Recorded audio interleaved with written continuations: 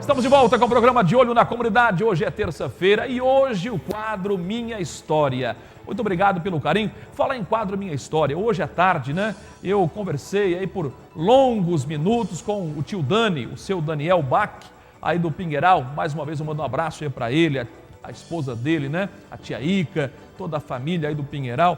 E ele tem uma história muito linda para contar, de luta, de trabalho, de sofrimento, de superação.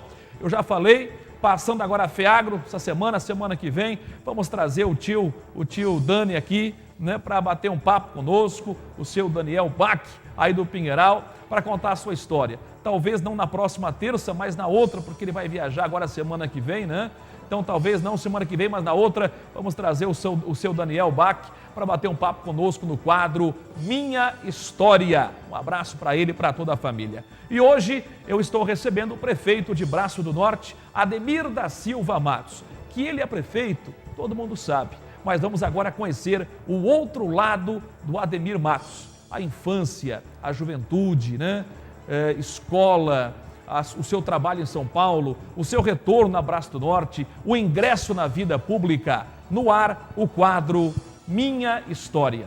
Na tela.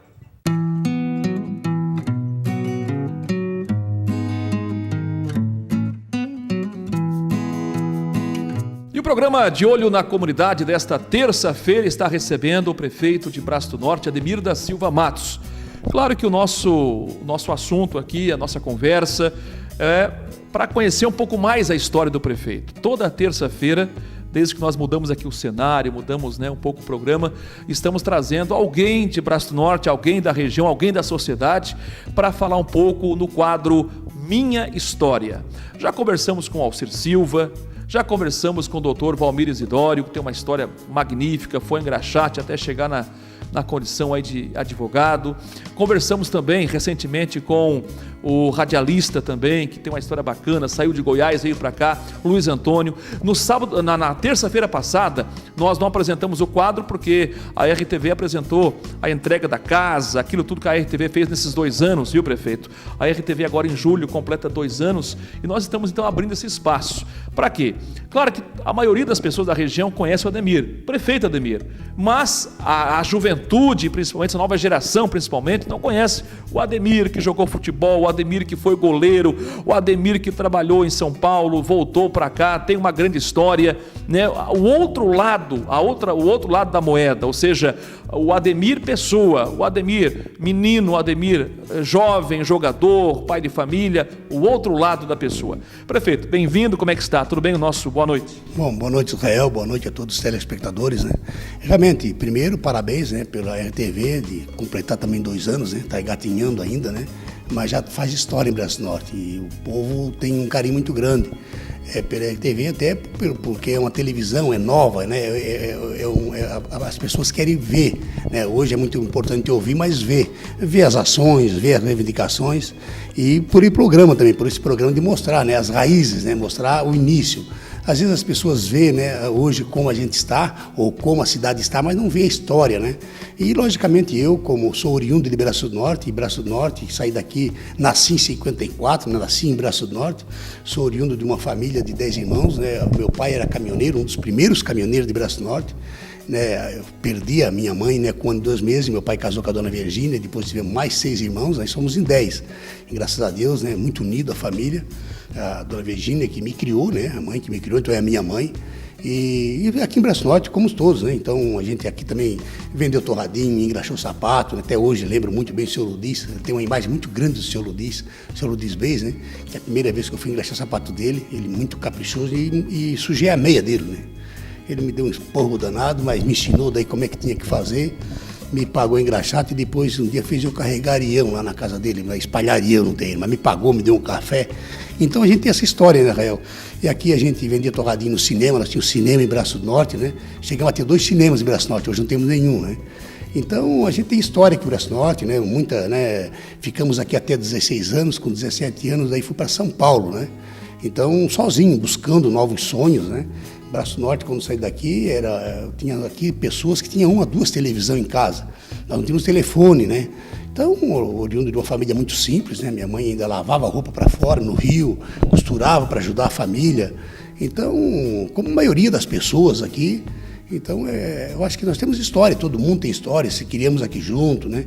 Na Abissínia, né? Que a Abissínia, então, nós já conhecíamos a história da África antes, né? A Abissínia, o Congo, a floresta, né? Então, eu acho que nascemos em Braço Norte, com a maioria do nosso povo aqui nativo daqui. Depois foi chegando muitas pessoas de fora também, contribuindo muito com o desenvolvimento de Braço Norte. Então, realmente, temos história em Braço Norte e muito orgulho, né? De poder ir para São Paulo, né? Conseguimos, graças a Deus, né? Sempre com a oportunidade que a gente teve, aproveitou a oportunidade e conseguimos depois casar aqui com a pessoa, com a mulher dos meus sonhos sempre, né? A Zalene, voltamos para o Braço Norte e conseguimos ser prefeito da nossa cidade. Isso realmente é um sonho, uma bênção de Deus. Ademir, claro, o senhor nasceu em Braço Norte, se criou em Braço Norte, depois foi para São Paulo, voltou. E o senhor, quando o senhor vai na imprensa, muitas vezes o senhor cita que o senhor passou dificuldade, né? Assim como a maioria das pessoas que nós já entrevistamos aqui, que contaram um pouco da sua história. O senhor chegou realmente a passar dificuldade na infância, na juventude, ou seja, aquilo que muitos adolescentes hoje enfrentam, o senhor enfrentou também essa dificuldade toda? Sem sombra de dúvida, né? A gente não passou fome porque fome não se passava, né? Porque a gente ia no mato, buscava inhame, cozinhava batata, mas o nosso lanche era uma batata assada para ir para a escola, né? A gente, na época, era da época ainda de comprar uma buchada, né? A meia, 2, 3 famílias, comprava uma buchada no açougue, ia embora de carrinho de mão. É ainda a época de que nós buscava lavagem nos vizinhos todos na cidade para tratar de um leitão em casa, de um porco em casa, né? Criava galinha, enfim, assim mesmo, né? Solta, né? Mas só não passava fome, mas muita dificuldade. Nós ia para a aula com calção, né? Calçãozinho, descalço, naquela geada, então muita dificuldade, lógico. A mãe, vamos supor, comprava um lápis, era partido em três partes para dar para os irmãos. Muita dificuldade, lógico. Como a maioria das pessoas passaram em Braço do Norte, poucas pessoas tinham posse. Contava nos dedos as pessoas em Braço do Norte que tinham, né, uma certa condição, né? As pessoas que tinham, vamos supor, uma melhor condição, bem poucas pessoas, ou as pessoas do interior que tinham, assim, dificuldade, mas tinha pelo menos uma mesa mais farta, né? Então, muita dificuldade, lógico, muita dificuldade mesmo. Você perdeu sua mãe biológica, sua mãe de sangue, você era muito pequeno ainda, né? Você lembra alguma coisa, guarda ainda na lembrança alguma coisa dela, Ademir? Ou muita coisa se apagou aí com os anos? Não lembro, eu perdi a minha mãe, eu tinha 1 ano e 2 meses, a minha mãe morreu de parto, né? Na época a gente até costumava dizer que tinha que um nascer, o outro morria para o outro se criar, né? Tu vê que a minha mãe com 28 anos, ela morreu com 28 anos e com 7 partos. Então, o primeiro nasceu, morreu, o outro nasceu, se criou, e assim um morria, o outro se criava, né? Então, ela teve 7 partos, né, e se criou 4. Então, fui o caçula, né? Mas o bebezinho, que o último depois de mim, uma menina, nasceu e morreu junto com a minha mãe. Então, ela morreu de parto. Então, veja bem, era uma situação muito difícil, né? Na época era parteira ainda, né? Aqui em Braço Norte, né? Então, era muito difícil, como para a maioria das pessoas era muito difícil mesmo. Você ficou em Braço Norte até que idade, aproximadamente, antes de ir para São Paulo? Eu fiz 17 anos em São Paulo, né? Eu fui para São Paulo em janeiro de 71, né? E completei então 17 anos em julho, no caso, que é o meu aniversário, né? Em São Paulo. Fui sozinho, né? Como diz o outro, a minha mala era o saco e o cadeado era o nó. Então fui para São Paulo, graças a Deus lá, fui com o João Machado, né? Lá trabalhei de office boy dentro da própria empresa, dormia dentro dos caminhões lá no pátio da IAD Transporte, né? Depois consegui fazer lá contabilidade, e depois dormi dentro do escritório, e assim foi indo. Depois fui office boy, depois trabalhei no banco, e depois fui gerente dessa própria empresa, né? Depois fui chefe do setor do banco, depois fui convidado já para trabalhar na empresa, depois que veio ser meu sogro, o Arlindo News. Depois fui gerente dessa empresa, fui diretor e depois sócio dessa empresa. Uma transportadora? Isso, depois fui proprietário da minha própria empresa, até que depois de ir em Braço Norte, voltei para cá, depois comprei o próprio engenho, e meu cunhado fomos sócios do engenho de arroz, beneficiamento de arroz, depois fui dono de transportadora, até chegar depois, me candidatei a prefeito, fui prefeito da cidade e fiquei até hoje na política daí. Você casou em São Paulo? Eu casei em São Paulo, minha mulher morava aqui, né? Casei em São Paulo, meus 2 filhos, Michel e Michele, nasceram em São Paulo, e a Zalene sempre quis voltar para cá, né? E queria voltar para cá, e até que voltamos para cá daí no início de janeiro de 84. E depois fiquei aqui, graças a Deus, até hoje. Sempre também tinha um sonho, lógico, o dia que pudesse voltar para cá com uma condição melhor, né? Quando eu fui para São Paulo, eu já tinha esse sonho. Um dia que pudesse voltar para cá com uma situação bem melhor, lógico, e graças a Deus pude voltar para cá já, né, realizado financeiramente, já com a condição boa de poder ter o meu próprio negócio aqui, que era um sonho, né? Um sonho de criança, lógico. E eu, quando saí daqui, é gozado, né? Por isso que eu digo, a gente tem que ousar, tem que acreditar, tem que sonhar. E sonhar alto. Eu saí daqui e disse para minha avó, nunca me esqueço, né? Quando eu saí daqui para a avó, graças a que a gente era muito arteiro, né? Muito bagunceiro, aquela coisa de tomar banho no rio, tomar banho até pelado, a gente tomava banho no rio, esse rio muito perigoso, né? E ia na roça dos outros, pegar uma melancia, comia a melancia lá e pegar uma laranja na roça dos outros, né? A Dona Roxa, hein? Coitada da Dona Roxa, saudosa, que Deus a tenha. E a Dona Roxa ia para o campo, vendia laranja, a gente pegava a laranja né? Da cesta dela, ela saía correndo atrás da gente. A gente fazia muita arte aqui, realmente. Aquela arte assim de peraltice de criança mesmo, né? E saí daqui a minha avó, desejando aí que Deus, né, que me iluminasse e tal. E eu disse, olha, eu vou vir para cá, vou casar com a Zalene e ainda vou ser prefeito dessa cidade. Eu gostava muito de política, né? Tanto é que nós estávamos naquele caminhão do Wilson Westphal, quando ele, primeira eleição, que o Ayrton, nosso Ayrton Perna, perdeu a perna. Só que eu saí antes, né? Passando a 7 de setembro, eu pulei do caminhão. E ele seguiu, e lá nas 7 voltas tombou o caminhão, né? E o Ayrton estava lá, o Ayrton Perna, tombou o caminhão, ele lá foi lá que ele perdeu a perna. Então eu gostava muito de política já na época, né? Sim, acompanhava a política, né? Na época era o DN, o PSD, né? Então, você veja bem, ainda brincando assim, igual Dindinha, deixava Dindinha, né? Eu vou para São Paulo e vou voltar para ser prefeito da cidade e vou casar com a Zalene. E olha, graças a Deus, né? Voltei, casei com a Zalene, que era o maior sonho, porque era impossível isso, quase, né? E graças a Deus estou até hoje aí. E vim ser prefeito da cidade, que o povo me deu esse prêmio aí. Conta a história, né? Alguns contam que o senhor foi jogador de futebol, o senhor foi, a posição era goleiro. Quais foram os times que o senhor jogou aqui na região? Aqui em Braço Norte nós fomos o primeiro time a ir para uns Jogos Abertos, né? Na época nós tínhamos 2 rapazes muito bons de futebol salão aqui, porque o futebol salão aqui ganhamos os jogos da Joprise, na época da Joprise, ganhamos o futebol, o campeonato do Planalto, né? Que nós tínhamos 2 muito bons aqui, que era o Guedão e Onias, que era filho do promotor Guedes aqui. Jogava eu, o Mário era o nosso reserva, né? O Mário depois veio um grande goleiro, né? Mário de Souza, um goleiro extraordinário. E ele na época era reserva meu, tu olha como é que era, né? E tinha o Bileco, né? Que era o Joelso, o Zé Menina, o Joaci, o Ademir de Oliveira, né? E o Sérgio Quinabe era muito bom. E tinha o Joaci Nunes, né? E o Guedão e Onias. Então nós fomos para os Jogos Abertos de Rio do Sul. A primeira equipe de Jogos Abertos de Rio do Sul foi a nossa equipe, né? E depois, futebol de campo, eu joguei muito tempo na União. Disputamos o primeiro campeonato na época regional, né? Com o time da União, nosso saudoso Pedro Dutra. Pedro Dutra, treinador excelente, uma figura extraordinária. Lá é que nós tínhamos a dona Lorena, né? Aquela mandado tudo, a dona Esperandina, aquela equipe toda da União, já era uma torcida aguerrida, né? Depois jogamos depois no 7 de setembro, enfim. Né? Tínhamos muitos times aqui, né? Mas o time, assim, na época, disputar esse regional, que era muito difícil, né? E jogamos futebol salão, era o Grêmio Estudantil. E nós é que construímos aquela quadra do Dom Joaquim, era o Daniel Medeiros, era estudante, ele já entrou mais velho, ele era pedreiro, né? Então nós construímos, ele era o pedreiro, nós todos éramos o ajudante, o servente, então, né? E fomos no comércio, pediu o cimento, aquela coisa toda. E por Jogos Abertos, a mãe, a tia Gina, outras pessoas que costuraram o nosso abrigo. E a nossa chefe da equipe era o Martinho Enig, uma figura extraordinária, a dona Darcy Kirt, nossa chefe de equipe, né? E a cozinheira era a Zoe, ela que levamos a cozinheira toda para os Jogos Abertos para economizar, né? Nós levamos tudo, então era um tempo muito bom, viu? A dona Leta, nossa diretora extraordinária, né? A diretora dona Olga, né? A Darcy Kirt, nossa professora, então tinha a dona Rogéria, a dona Maria Vitnerich, dona Lioba, a dona Salustiana, enfim, tem tantas outras professoras, né? Então é uma época que na época a gente respeitava muito o professor, viu? A professora nossa era igual a mãe, né? Então elas faziam quando a gente fazia uma arte, que elas davam aquele puxão de orelha nossa, o nosso medo era que elas não contassem para a mãe e para o pai, né? Porque o castigo era muito forte, então se respeitava muito o professor.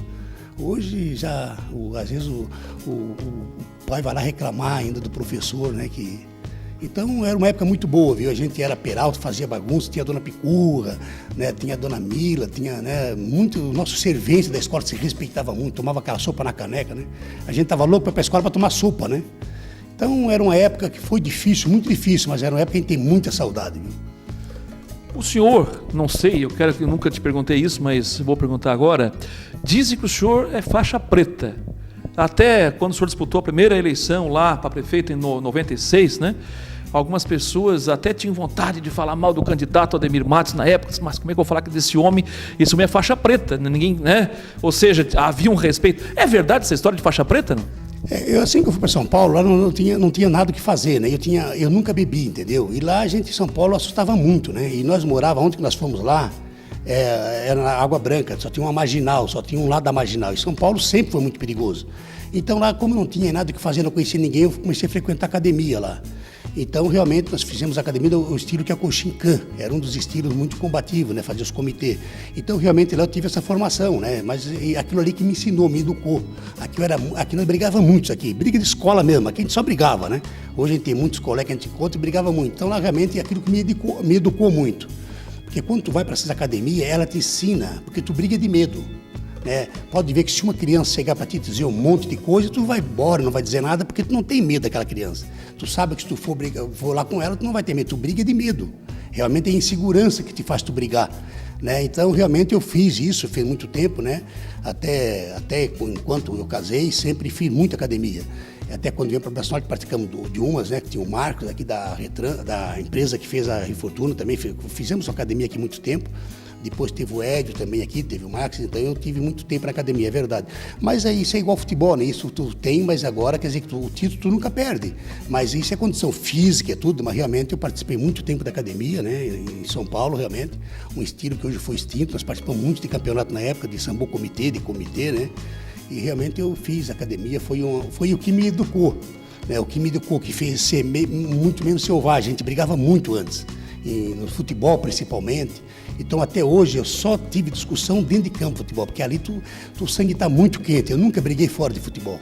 A não ser dentro do futebol, tu estava ali disputando, é aquela coisa, Tivemos uma briga muito feia aqui no campo um dia em Timbó, fomos disputar lá, um nosso amigo, saudoso Barbicha, Aqui teve um fato muito grande, nossos amigos estavam aí, fomos para Timbé do Sul, jogar lá, rapaz, 7 de setembro, E a boca esquentou lá, rapaz. O nosso Nego Preto foi o único que me ajudou lá junto, rapaz. O time todinho brigando com a gente teve que se defender, O seu Volibês, nosso saudoso Volibês, é que chegamos a ter que puxar a arma lá até para se defender, E o seu Voli que estava ali, o Nego Preto, rapaz, daquele tamanhozinho, foi o que ajudou a enfrentar. Então são passagens que passou na vida da gente, Hoje não, hoje a gente não tem que brigar mesmo, e a gente tem que conversar e eu acho que isso não leva a nada a ninguém, A gente fica triste quando vê pessoas brigando, mas a academia, o pai que pode levar o filho na academia, isso educa, porque a briga é porque é insegurança que a gente briga.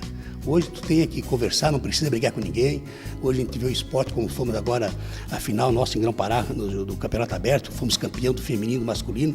Que bom tu vê ali, acabou, sai dentro da quadra, hoje tu faz amizade, Hoje nós temos nosso campeonato, como você vê, você transmite, acabou aquilo dentro do campo. Hoje tem um relacionamento bom, antes é muito difícil de fazer esporte, porque ir para agressão era difícil, hoje a família vai no campo, Estamos hoje recebendo Ademir da Silva Matos, prefeito de Braço do Norte, no quadro Minha História. Ou seja, não é que ele é prefeito, enfim, dos trabalhos, a maioria das pessoas sabe, mas o outro lado, essas histórias, somente a família e alguns amigos mais próximos. O senhor foi eleito prefeito, o senhor, claro, evoluiu na vida, empresário, prefeito, se elegeu 4 vezes prefeito da cidade. Mas o senhor tem uma coisa, o senhor nunca perdeu, O contato com as pessoas humildes. O senhor tem uma afinidade muito grande com as pessoas, a gente observa com a etnia negra, não sei se foi pela sua criação, pela sua vivência na infância, e também pelas pessoas mais humildes. Quando o senhor pode, o senhor vai nas comunidades mais carentes, vai lá tomar um cafezinho com as pessoas, com as senhorinhas, com os senhores, ouvir. Muitas vezes vai para tomar um cafezinho para ouvir, O senhor cresceu, mas não perdeu esse vínculo, prefeito? Mas não, porque é a amizade realmente que tu tens, Israel. O resto depois tu consegue no decorrer do tempo. Mas aquela amizade que tu tem de infância, que tem saudade. Mas os meus irmãos também são assim. Eu tenho meu irmão, tem um que está no Banco do Brasil há muito tempo, está lá em Brasília, está muito bem. E cada vez que eu falo, ele pergunta, Eu tenho um irmão, o Valdir, que é chamado Gordinho, o Nego Pim. Cada vez que eu falo, ele pergunta, e o Nego Pim? e jogaram futebol junto, e a Dona Roxa, porque são as pessoas que a gente convivia na época. A Nega Virgínia, por exemplo, aquela que nós demos, inclusive, quando eu fui prefeito, demos o nome, a Nega Virgínia, lá da Coab Nega Virgínia, era a mulher que a gente ia na casa dela pegar garrafado na época. Não se tinha recurso para ir na farmácia. A farmácia era o último recurso. E quando tinha na farmácia ali do seu Nilton, por exemplo, na época, era aquela Nilton, né? Era a época que a gente ia lá e só pagava quando se tinha dinheiro, né? Então a gente ia lá, dava aquela garrafada pra gente, benzia a gente, na época tinha cobreiro, aquelas coisas todas que era, e tinha, né? A gente tem um carinho muito grande por essa gente, então a gente convive mesmo com isso, né? A Dona Jaci, enfim, a Nega Virgínia, essas pessoas todas têm um carinho mesmo e conviveu com isso. E aquilo que não esquece realmente. Eu só para te ver, eu estava dizendo, sábado a gente viveu 2 momentos, né? Tivemos aí uma atividade muito grande sábado, durante o dia todo. E 7 horas da noite, antes nós tínhamos um casamento muito bonito, né? E tu vive isso também nos 2 momentos. Eu tive lá eu estive pessoalmente, né? Lá no São Mateus, lá, vivendo lá, fui lá ver uma pessoa lá que fez um banheirinho dentro de casa, um banheirinho simples, eu vi a alegria daquela pessoa, cara. Daí tu sai de lá assim, meu Deus, como Deus faz as coisas certas. A pessoa com um banheirinho dentro de uma casa que a gente tem que passar até meio abaixadinho, a alegria daquela pessoa está aquele banheirinho dentro de casa, dizendo, agora eu posso sair da minha casa, do meu quarto e direto para esse banheirinho tomar banho. Então tu sai daquela aí, como tem pessoas que vivem com tão pouco, tão alegre. E como se nós podemos, cada um, fazendo um pouquinho mais, né, podendo melhorar a vida de muitas pessoas. Então tu sente bem ali. Isso faz bem para a alma da gente. E como faz bem? Eu sei que tu também veio da origem tua, e às vezes as pessoas veem a gente aqui, parece que não, que é tão bom ver, né, no meio das pessoas, mas tu não esquece realmente isso. Então eu vivo bem, a gente sabe disso, quem me conhece sabe que é assim mesmo, e não é só em hora de campanha. A campanha a gente vai lá, a brigada aí, tu tem que ir, que tu vai ser candidato um dia, tu já foi candidato, tu sabe, tu tem que ir. Mas eu acho que faz muito bem isso, te faz bem para a alma isso. E outro dia eu estava falando com uma pessoa que nunca fez isso, entendeu? E ela disse, tu sabe que é bom mesmo, tu sabe que faz bem isso, é que a gente não tem tempo mais para isso. E os afazeres hoje, é o teu tempo mesmo, pode ver, hoje tu tem que te organizar o teu tempo, né? Mas te faz muito bem quando tu vai visitar alguém, tu vê que as pessoas vivem com tão pouco e vivem bem e vivem feliz, né? Prefeito, o saudoso empresário e vice-prefeito de Orleans, o Lúcio Librelato, ele disse, olha, quando eu era criança, eu tinha uns 10, 12 anos, a professora lá mandou fazer um trabalho de escola e colocaram no papel os meus sonhos. Cada um colocou os sonhos, né? Ou seja, aquilo que queria realizar quando crescesse. E ele colocou que queria estudar, queria ser empresário, enfim, sonho de criança. E ele falou, graças a Deus eu consegui realizar todos os meus sonhos. Só que Deus acabou levando ele, muito novo ainda, 56 anos de idade. O senhor falou alguma coisa aqui que quando era jovem, quando estava indo embora daqui para São Paulo, o senhor disse, não, eu vou voltar, mas eu quero... A questão de ser prefeito, era um sonho mesmo ou era apenas um sonho de criança e depois se apagou e voltou a reacender depois que o senhor já estava casado? Ou o senhor diz, não, eu vou ser prefeito dessa cidade, eu vou ainda ajudar essa cidade para frente, ou esse sonho de ser um prefeito da cidade, isso já veio desde a infância? Era um sonho sim, eu estava vendo um dia que foi a apuração, eu sempre era pequeno, né? Desde pequeno a gente acompanhava, estou dizendo que nós estávamos em cima do caminhão, na época se comemorava muito caminhão aberto, né? E os comícios, eu lembro uma vez que veio o Kid Meirelles, veio fazer um comício aqui, Antônio Carlos Conde Reis, e Ivo Silveira, então eu ia, aquilo ali, eu era pequenininho, mas como eu engraxava, vendia torradinho, estava sempre na rua, né? Eu vivia na rua mesmo, era uma criança de rua, porque a gente vendia torradinho, estava no cinema, e eu fiquei ali vendo uma garoinha, aquele comício, as pessoas dizendo que ia fazer, até hoje, como a gente vai no comício, diz que vai melhorar, ninguém não diz que não vai melhorar, né? Vai melhorar a saúde, a educação, até hoje aquilo frisou bem. E depois, quando o Wilson Westphal ganhou a eleição, foi um mandato de 3 anos, ele tinha perdido uma eleição e depois ele disse que ia ganhar a eleição lá, o Wilson Westphal. E ele foi candidato, ele era da Arena, né, e foi pelo MDB na época. E ele disse aquilo ali, eu nunca me esqueço que ele disse, que ele ia melhorar muito a vida das pessoas, do colono, que tinha muita dificuldade de estrada, na época o colono já pedia estrada até hoje, né? E ele disse aquilo ali, que as pessoas precisavam fazer alguma coisa para as pessoas menos favorecidas. E a gente tinha muita dificuldade, todo mundo tinha dificuldade, a maioria absoluta das pessoas, né? Daí quando eu fui cheguei em casa, disse para minha avó que eu tinha ido no comício, e ela brigou comigo, que não era de chegar em casa, e até me deu umas toalhadas nas costas ali, porque eu cheguei tarde. Daí quando eu fui para minha avó, daí eu disse para minha avó, digo, eu vou para lá e vou ser prefeito. Daí cheguei em São Paulo, eu fui assistir um comício uma vez lá, e quando se estava tratando, né, de fazer a rodoviária nova, e era o Maluf que estava no comício lá. E daí tinha um outro comício do lado, porque eles faziam um comício e a oposição lá dizia que aquela era obra faraônica, se falava muito de faraônica. A oposição sempre tem disso, né? E o Maluf disse uma coisa: essa obra aqui nós temos que pensar na frente. Essa obra, se não fizer isso, São Paulo daqui a 30 anos não tem uma mobilidade urbana. E como eu vinha muito para o Braço Norte para namorar, quando eu vinha namorar com a Casalene, na época de feriadão, aquela rodoviária, o ônibus que era para sair 15 para as 9, saía de lá 1h da manhã, porque não tinha, a mobilidade era muito grande. Depois eu vi que aquela rodoviária está pequena já. E depois eu ainda disse assim: puxa vida, como a gente tem que pensar grande no município e tal. E eu sonhava em ser prefeito. Quando eu vim para Braço Norte, lógico, a primeira oportunidade que eu tive aqui, que eu digo assim, eu vou, um dia que tiver a oportunidade, eu vou ser candidato. E surgiu de repente, eu nunca pensei em ser candidato. De repente surgiu o Celso Kinderman aqui, era uma pessoa que eu admirava muito pela sua postura, era um homem que não fazia, né? Era muito enérgico o Celso Kinderman. Eu admirava o Celso Kinderman, sempre fui amigo dele mesmo.